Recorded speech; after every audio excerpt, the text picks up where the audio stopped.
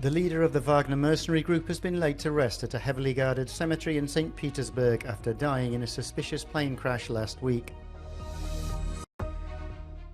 A wildfire tearing through a northeastern area of Greece for the past 11 days is the biggest the European Union has ever recorded. Time to roll out the Green Deal with a new face at the European Commission.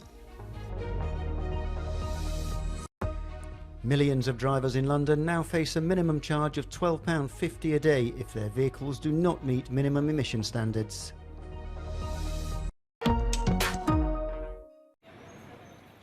A private funeral was held for the leader of the Wagner mercenary group, Yevgeny Prigozhin, on Tuesday. The service, which was shrouded in secrecy, took place at the Porokhovska cemetery in St. Petersburg. There were no salutes, orchestral tributes or state honours. The premises were closed to the public and heavily sealed off by dozens of National Guard members amid concerns of potential disturbances by Prigozhin supporters. Fewer than 50 people, mainly family and close associates, bid farewell to the man who was considered a national hero until just 2 months ago. Prigozhin died last week in a suspicious plane crash. His spectacular fall from grace followed a failed rebellion that shook Vladimir Putin on June 23rd. On that day, the president labelled him a traitor, and some suspect Kremlin involvement in his demise. The plane carried the core of the mercenary group, now leaderless and unlikely to pose a threat to Vladimir Putin in the foreseeable future.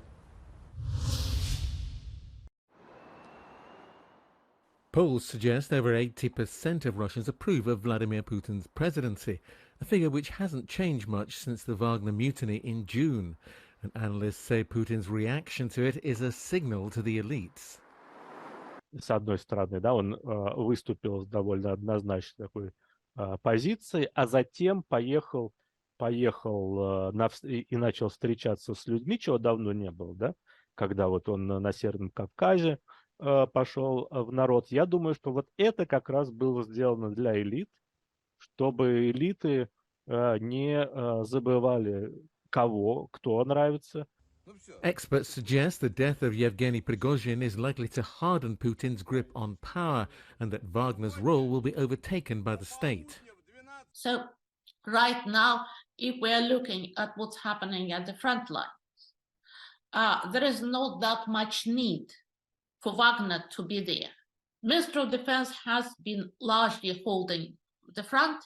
If we had some kind of massive, sudden Ukrainian breakthrough, then Wagner might be needed. So now Putin has to demonstrate that there is no possibility to sign a deal with Putin. You will be killed anyway if you protest.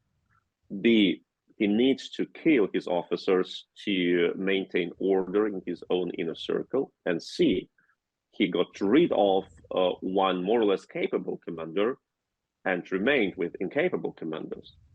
None of these three characteristics of these outcomes of the event are good for Putin. You can get rid of Prigozhin or Utkin, his commanding officer, but you cannot get rid of this attitude in Russia praising violence and calling for more violence, more unlimited violence, and knowingly calling for war crimes. 3 more people infected with the Legionella bacteria have died in Rzeszów in southeast Poland. It brings the overall total to 14. Cases of Legionella pneumophila have been found in 4 provinces, with 159 people now infected. Elderly and vulnerable people with weakened immune systems are particularly susceptible to Legionella, but the Legionella pneumophila infection can be detected quickly and easily. Legionellosis is a disease of the respiratory tract. It is infectious but not contagious. A massive wildfire was still burning intensively in northeastern Greece for the 11th day on Tuesday, despite the efforts of hundreds of firefighters to control it. The blaze has swept through vast tracts of land in the Alexandroupolis and Evros region, with the epicentre deep in a forest near the border with Turkey, in an area difficult to access. The intensity and spread of the fire has prompted a coordinated response from the European Union. the Commission at this moment is coordinating relief efforts on various fronts via the EU civil protection mechanism across Europe. So most notably in Greece's Alexandroupolis region, we are facing the largest wildfire ever recorded in the EU. In this context, we have mobilized 12 aircraft from our rescue fleet, together with over 400 firefighters and 60 vehicles. In Athens, Prime Minister Kyriakos Mitsotakis chaired a government meeting on how to rehabilitate the burnt forest in Evros and Parnitha. There have been 21 wildfire-related deaths in Greece over the past week, the highest figure registered in the EU since records began in 2000.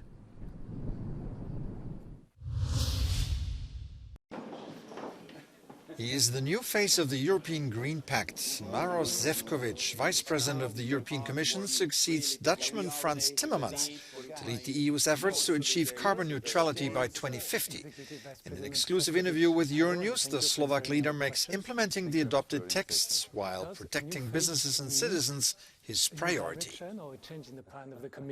We are in a new phase because, until now we've been focusing a lot on legislative work, so I think we built this new political but also legislative framework for the Green Deal, and now we are approaching the phase which would be equally challenging, if not more, and this is rollout, this is proper implementation, this is how to make sure that this climate transition will be done in socially fair way, that it will help our industry to be a top competitor. Do you know already how you're going to manage to bring on board industries? So I'd like to introduce series of, I would say, structured roundtable with the industries which would be the most affected by the green transition, which are under a lot of pressure from international competitors who also jumped on the wagon of climate change. And I think that also our industry should know that we are here to fight for them. We want them to not only to stay but to prosper in Europe, because we've been the first major economy who started to tackle the climate change with all the vigor. We have excellent innovators, great companies, and I think that we have to work closely with our citizens and with the industry to make Green Deal reality and to really demonstrate that this is our strategy for growth. 4 years ago, you said there was this feeling of urgency to act. Do you think the feeling is the same today, or do you feel this fatigue regarding climate change? Non-action at this stage would be the worst possible solution, because let's look at this summer. Let's look at the last summer. Last summer we saw was terrible. This summer was much worse, and we just can brace what would be the next summers look like if we wouldn't act. And therefore, I think that we have to behave responsibly, we have to be engaging more, and we have to work hard to make sure that we would manage these three overarching goals: be socially fair, tackle climate change, and make our industry competitive.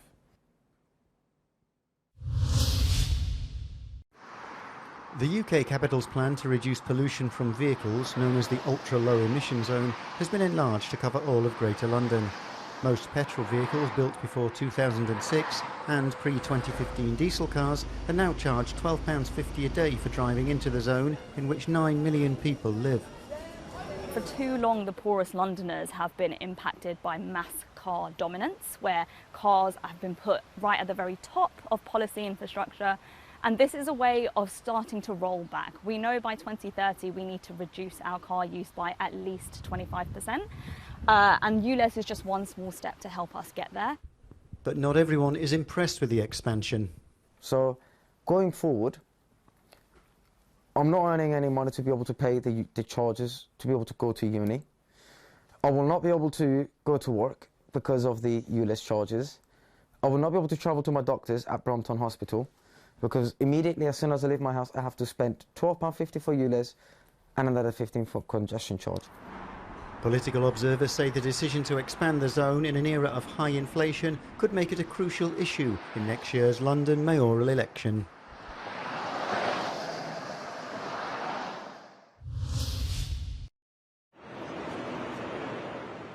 The first criminal trial of former US President Donald Trump will begin in Washington, D.C. on March the 4th, 2024. He's being prosecuted there on charges of attempting to overturn the 2020 presidential elections. But despite facing multiple civil and criminal charges, Trump remains the favourite to become the Republican Party candidate in next year's presidential elections. If the judicial timeline is met, Trump's electoral journey would step into uncharted territory leading up to next year's poll. There is a chance that he could be convicted of one of these alleged crimes or one of these indictments, but not likely that he'd go to jail. But if he does, in that odd hypothetical, he could still run for office.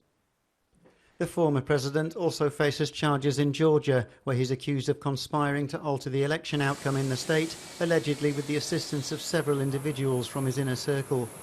As yet, no date has been set for the case, but it could be pivotal for Trump's fate. Everything hinges on the distinction between a federal and a state crime. He cannot pardon himself over a state charge. Legal experts don't think he can pardon himself over a federal case, but they're still debating that.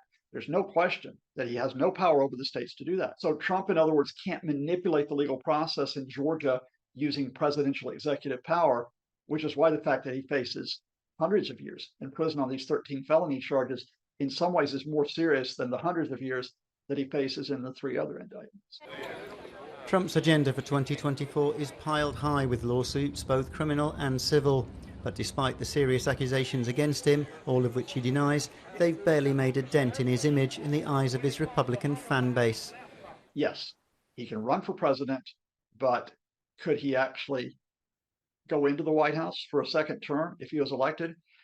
That, like so many things with Donald Trump, is unprecedented territory.